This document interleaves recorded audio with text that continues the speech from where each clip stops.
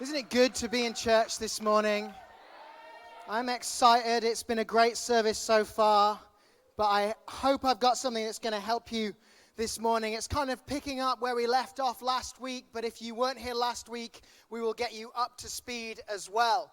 Last week, I started off my message talking about big dreams, which is exciting, isn't it?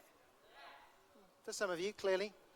I said last Sunday that we're going to be a bit more responsive than that today, so I want to encourage you to say yeah, to engage. You can even clap, you can cheer, you can shout me along. If you shout and cheer, I go faster.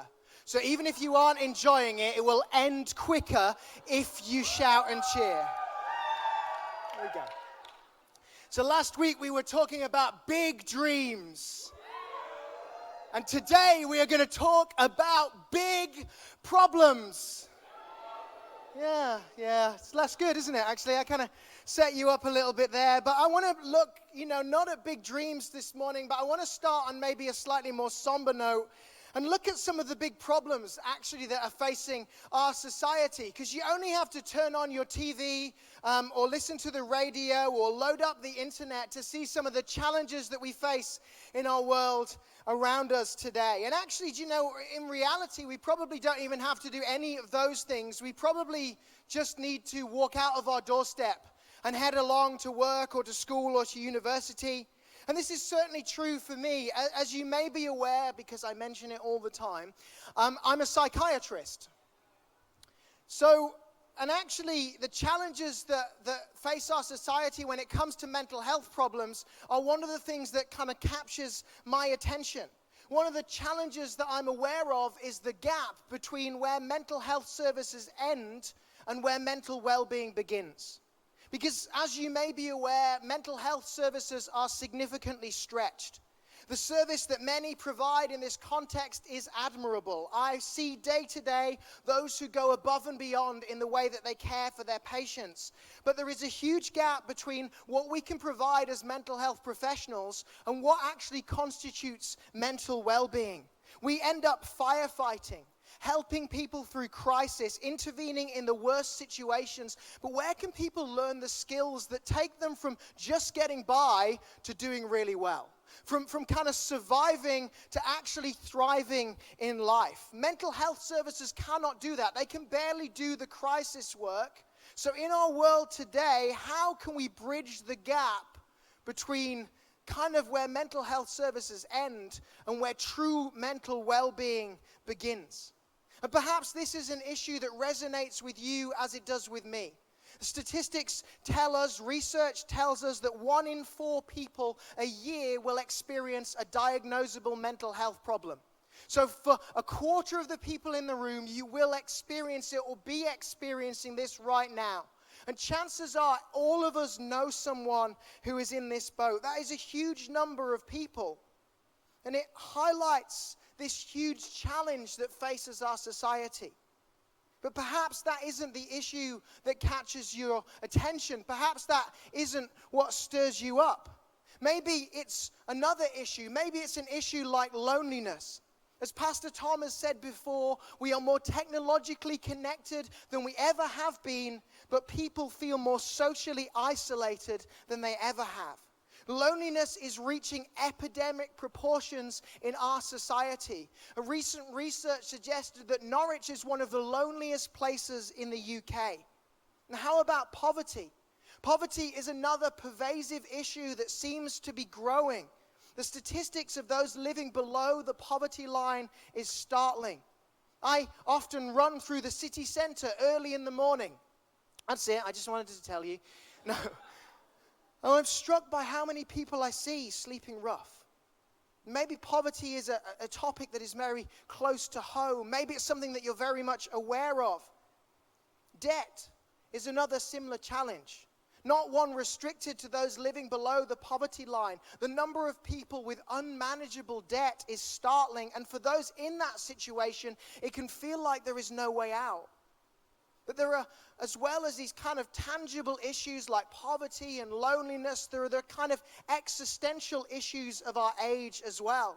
Issues of identity, for example, gender identity feels like it has very much come to the foreground of discussion in recent years. And social media is driving changes in the way that young people see themselves, with a rise in body image issues, for example. And there are those who are asking the questions about purpose and meaning in life, where once we might have found our identity in our jobs, we now change jobs so often that we cannot use them to give us a sense of who we are. We see on social media people who seem to be making a difference or living a great life, and it can lead to the rest of us asking what on earth it is that we're actually here for. Today I want to explore our response in the face of some of these seemingly insurmountable issues, to ask what solution there is to some of these challenges and how we can best play our part. And to explore this, I want to come back to the account that we looked at last week in 2 Kings chapter 7. If you weren't here last week, don't worry, we will get you up to speed. In 2 Kings chapter 7, God's chosen people, the people of Israel, are in a dire situation. They're at war with the Arameans and they are under siege.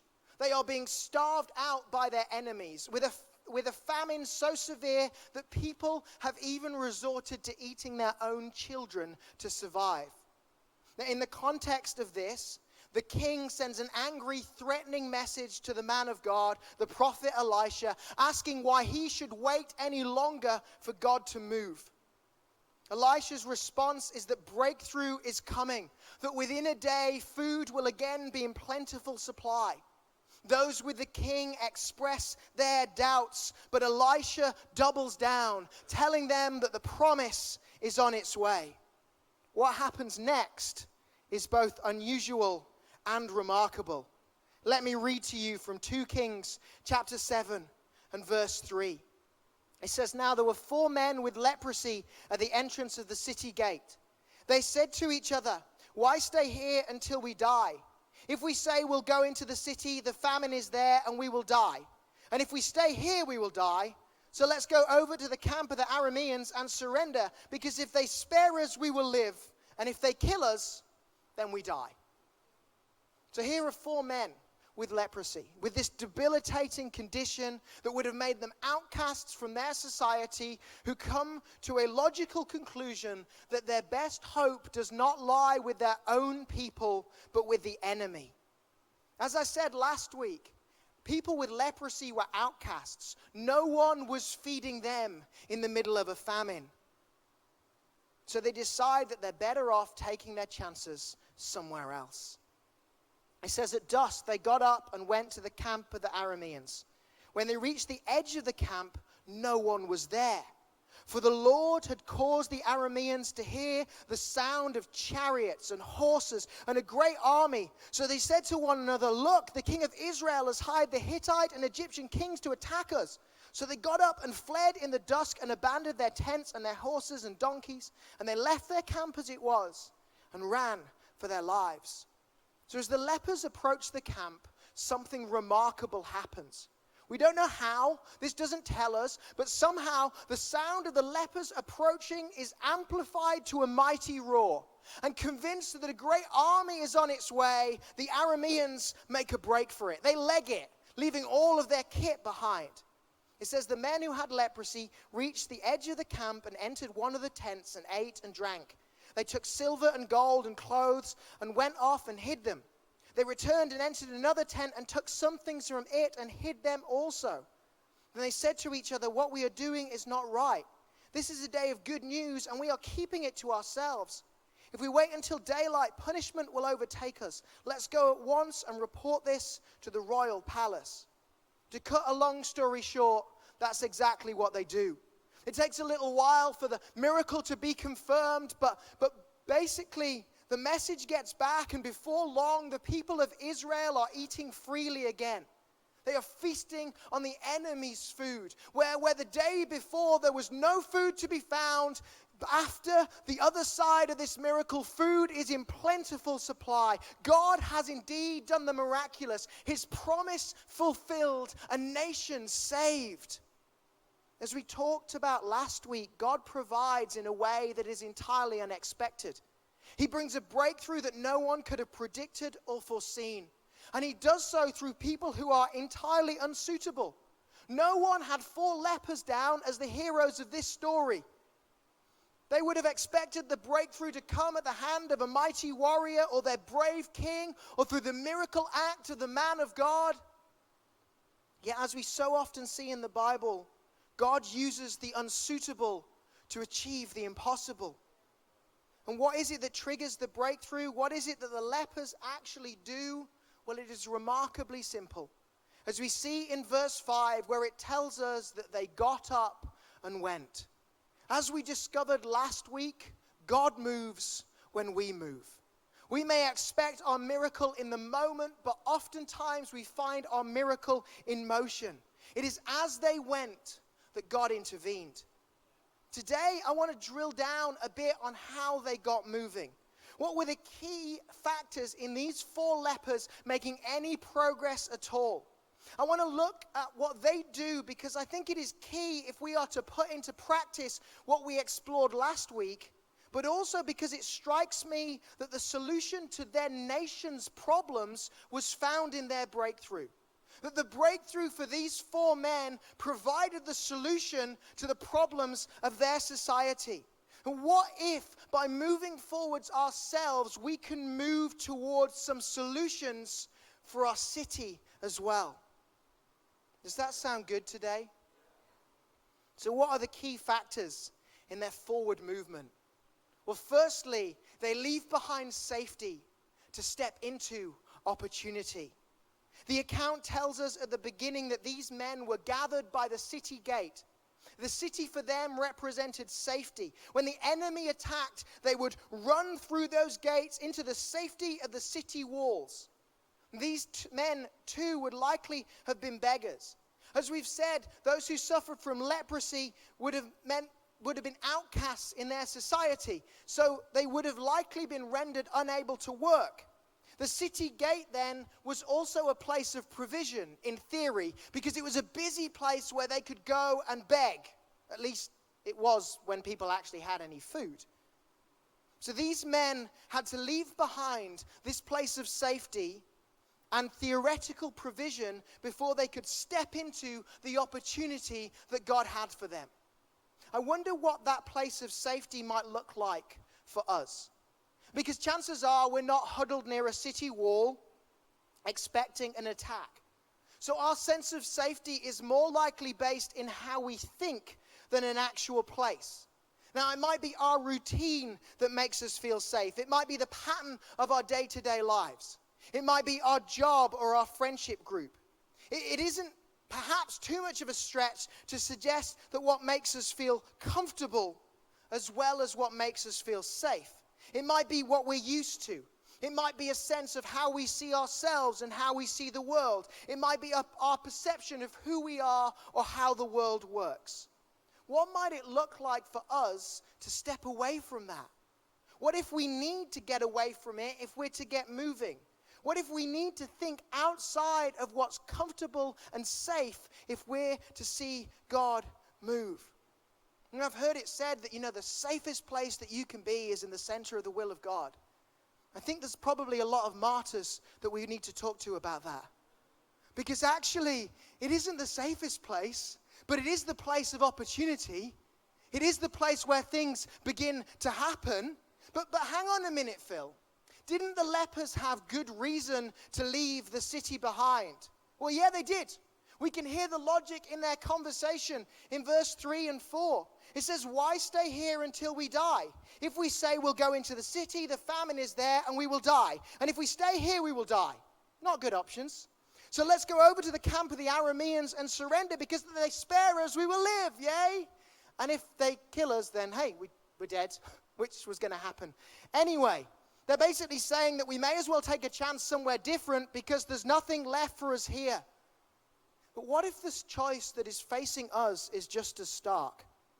What if what looks safe and comfortable today is just as likely to rob us of life?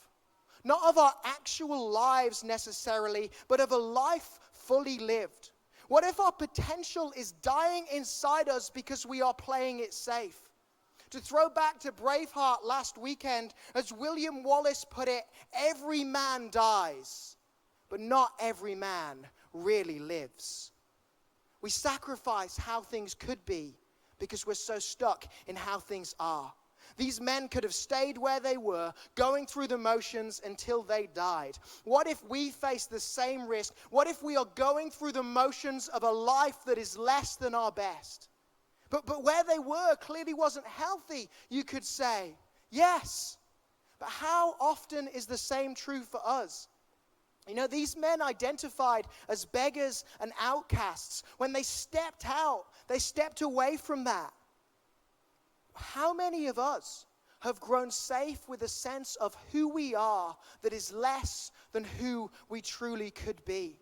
How many of us have found safety in saying, I'm not up to it, I'm not worthy, I'm not capable, or even I just don't have the time? How many of us have retreated inside the boundaries of our lives by telling ourselves that we are not up to doing anything more? Why do we hold on to the old when it does us no good? Maybe there's a good reason why you feel that way. Maybe the way that you're doing it once made sense, but maybe there is more for us. Maybe it is risky.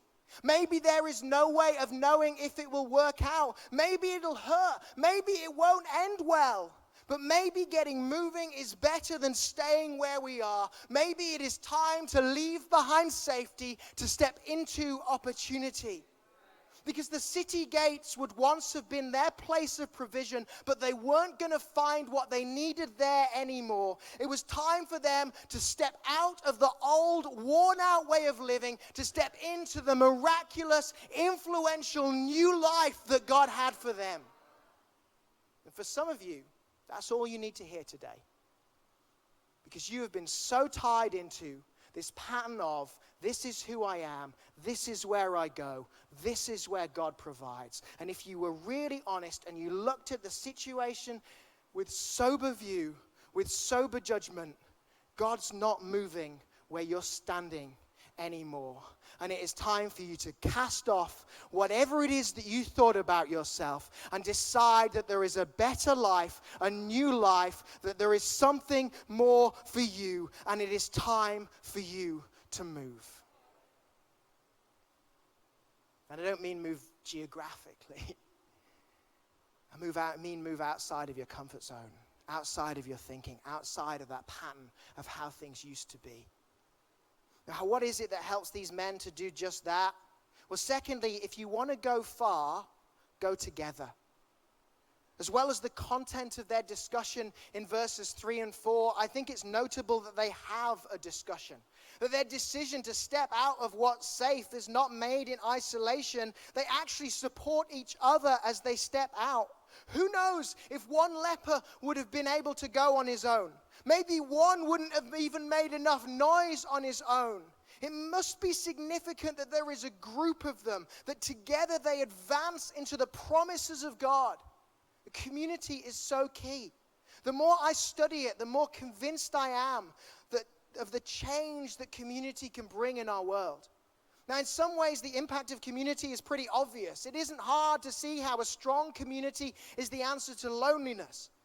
But actually, the research into community is striking. As I shared a few months ago, research in rats has shown the impact of community when it comes to dealing with addiction.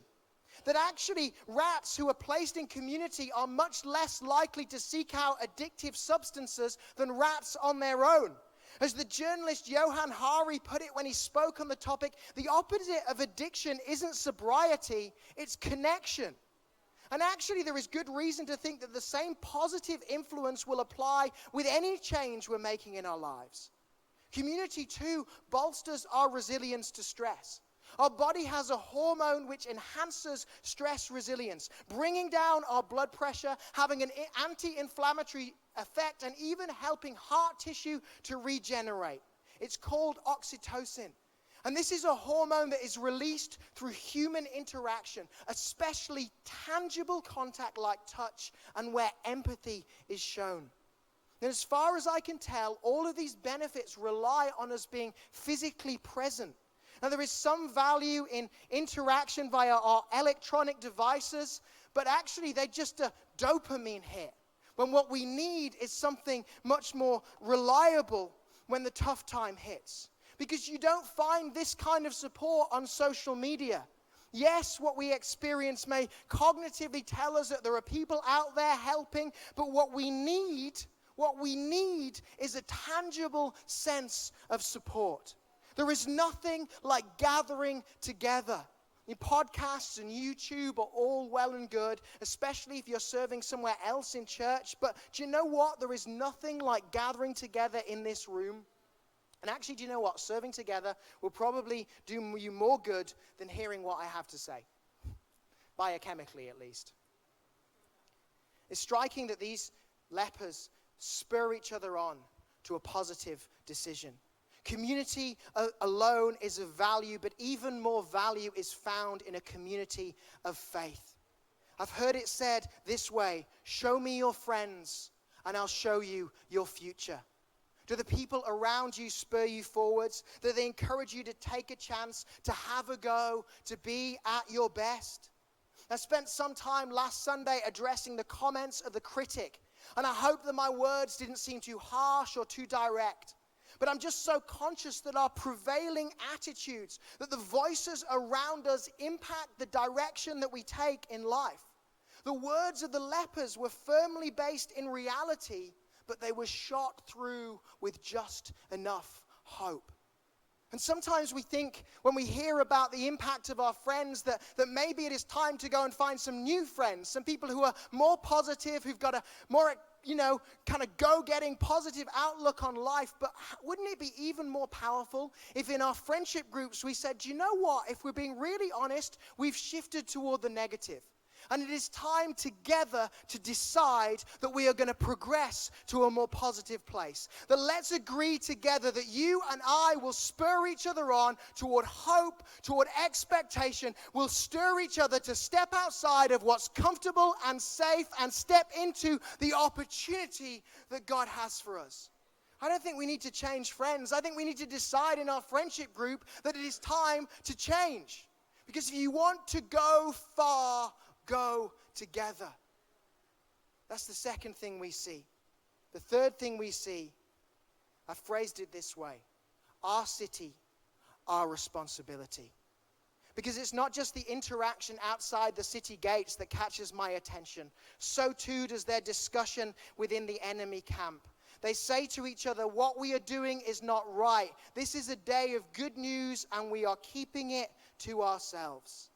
In the midst of their unprecedented success, their minds turn towards others. Yes, in part, there is perhaps a fear of punishment, but there is also a recognition that something good, value that is found in him, we should share it with others. And the same is true of this community. If we experience something positive here, if we find support as we gather, if it lifts our heads and raises our hopes, then we should share it with others. When we see provision and breakthrough, we should share it with the people in our world. I love how these men see their breakthrough as a breakthrough for their people. Their faith unlocks provision, which in turn saves the city and turns the whole nation around. What if we too saw our city as our responsibility? What if we believed that through us, God could bring a change? We can often feel hopeless in the face of the challenges that face our society, but who's to say that God couldn't do something miraculous through us? That's one of the things that spurs me on when it comes to our heart for our house offering. I fully believe that the local church is the hope of the world. And I believe that through us, God can bring a change. So when I give, I do so believing that God won't just change our church, but will change our city. We've always been an externally focused church. So what happens in our house impacts our world. The same is true when we throw ourselves into what God is doing here in any way. When we start to take our attention off ourselves and onto others. When our focus is not on what we can receive, but on what we can give. Not what we can do, but what God can do for others through us. You know, we often worry about our ability. What can I achieve? Am I up to it? What difference can I make? But what if what really matters is not whether we have the ability, but whether we take responsibility? What if God's ability to act is prompted by our willingness to move?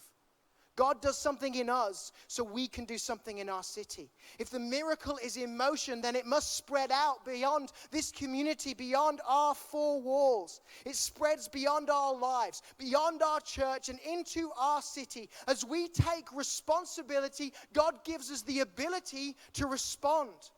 We are part of a community that is the answer to loneliness. We are part of a community of acceptance, of faith, and of love. We are a people prepared to embrace the whosoever, to see them restored to hope, health, and relationship through relationship with God.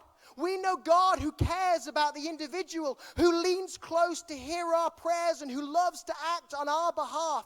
We know God who makes a way when the future seems impassable. We know God who brings meaning and purpose and direction to our lives. We know God who loves to do the implausible, for whom the miraculous is his territory, and in whom impossible things come to pass. What if the people of our city could come to know God as we do? What if in him they could find the solutions that they need? What if his power could change our world? And what if he in part could do it through us? Our miracle is still in motion. God moves when we move, and when we take responsibility for our city, God gives us the ability to see a miraculous response. I feel like I gave it a lot more than how much you're clapping.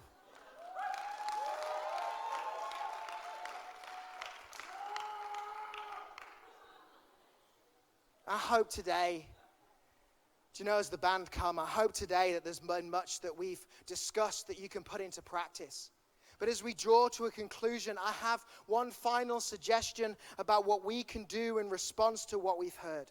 For me, this brings together the three strands of what we've talked about today, of stepping out of what's safe, of the value of community, and of a sense of responsibility for our city beyond our four walls. Perhaps the best application for this message is this. The best application is an invitation. It is stepping outside of our comfort zone, outside of what is safe and risk-free, to invite someone along to church. It is saying, I take responsibility for the people that I share life with, in my family, amongst my friends, where I work or where I study. It is an opportunity for those that receive it to experience this transformative community, to be a part of something that will bolster their mental well-being, and to experience an opportunity to connect with God for themselves. Our Christmas concert provides what is perhaps the best opportunity that we will have all year to invite someone along. So many people are so open to coming along at Christmas time. And if the shops are already decorated, if there are already Christmas songs on the radio and mince pies on the shelves, then it is definitely not too early for us to start inviting people to our Christmas concert. Do you know, where I work, there are already people who have never been to church before who are saying that they're coming at Christmas. And they're not coming because I invited them. They're coming because Claire and Louise invited them along. Indeed, just last year, Claire invited Lou to come to our Christmas service, and 2 weeks ago, we saw Lou be baptized. Do you know, if the Christmas concert isn't quite right, or if the invitation doesn't quite work out, then dinner parties are another great option. They are intended to be informal, casual, and relaxed, and we've already heard so many great stories of people who have come along to a dinner party, and we believe for many more. Dinner parties are happening this week. If you want to find out about them, you can head to the Next Steps area after we finish. But what a great place to invite someone along. And also, though, there's our Christmas hamper appeal. I think there's something incredible about offering the people that we do life with, the people that we share life with, the opportunity to be a part of being this tangible answer to one of the needs of our society. Do you know, it isn't just the people who receive a hamper that benefit, it's those of us that are involved in making it happen. There is still time to invite those in your workplace, in your university, or your friendship group to be a part of it, both by bringing items in or when we get together on the 30th and 31st of November to actually wrap them up. Each of these is a powerful opportunity, but it begins with an invitation. As Pastor Tom mentioned recently, lots of the people that we rub shoulders with do not realize that they are welcome to come along until we ask them. They think that this is some kind of closed club until we offer that invitation. And to quote Pastor Tom too, everyone deserves an invitation. If God can use those 4 lepers, then there is no person that is too far off to be a part of his plan. And if those 4 lepers can, in the midst of their breakthrough, think of the city that rejected them, then there is no one in our world that we cannot invite along. Our best application is an invitation. So let's get out there and invite some people along. As I finish, I began this morning listing some of the insurmountable problems that face our modern world. And it is easy to look at those challenges and think that there is no way that we can make a difference. There is nothing that we can do to bring a change. Yet we see in this account in 2 Kings 7 how God does the impossible, how he brings an unexpected breakthrough through 4 wholly unsuitable men. Perhaps if we can follow their example, we can see the same kind of impact in our world. Perhaps if we're prepared to leave behind safety to step into opportunity.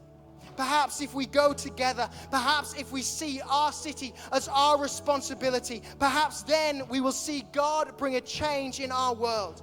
Perhaps we can see an end to loneliness in Norwich. Perhaps we can see poverty rolled back. Perhaps those who in our city can go from barely surviving to thriving. Perhaps we can bridge that gap in mental health. Perhaps we can say there is a place and there is a community where you can find health and wholeness, where you can kiss goodbye to anxiety and depression and find the help and support that you need.